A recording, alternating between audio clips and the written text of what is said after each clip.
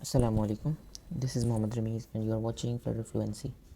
So in this video we are going to talk about local run versus test run. Okay.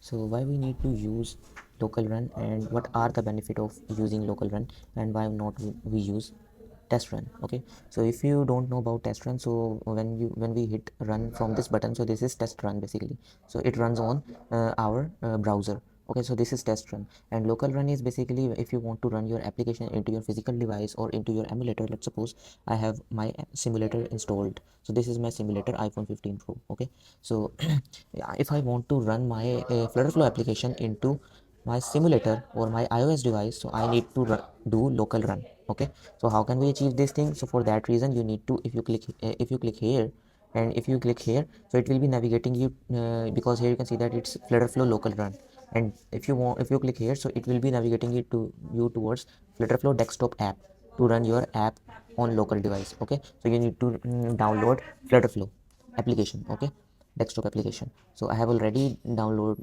Flutterflow application. So here you can see that I can simply click on it, and this is my Flutterflow application. So if you download the Flutterflow application and you open the application and do login, and after that if you click on uh, let me smaller the screen so that you will be able to see.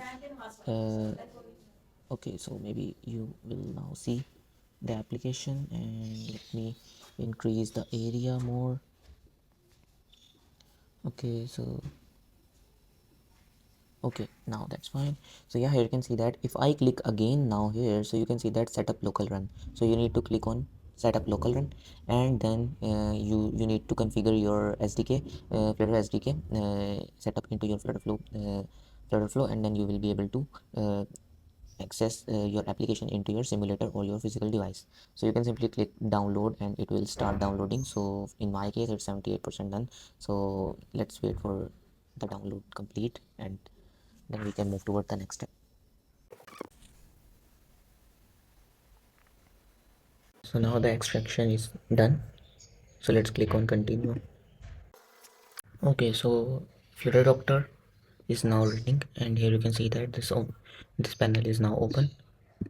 So you can Flutter environment is now installed, Android development environment is also installed, but no device is connected. So we are gonna connect the device in the next step. Okay, so let's continue and configure IDE. So in my case I just wanted to configure it with Android Studio. Select path, or I'm not gonna configure it because it will take time. So let's extract the code and debug. Okay, done. Okay, so now let's click on the get devices. Okay, so it's fetching the devices, and here you can see my simulator is running, and so let's wait for the fetching device. Okay, so yeah, here you can see that my simulator and iPhone 15 Pro is there, and I can click on it to run. And now I'm gonna click test.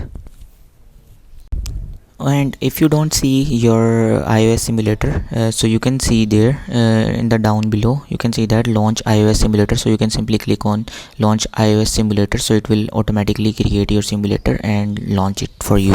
Okay, so now you can see that it's running in my iOS simulator, the same application which I have created. So let's see the first page.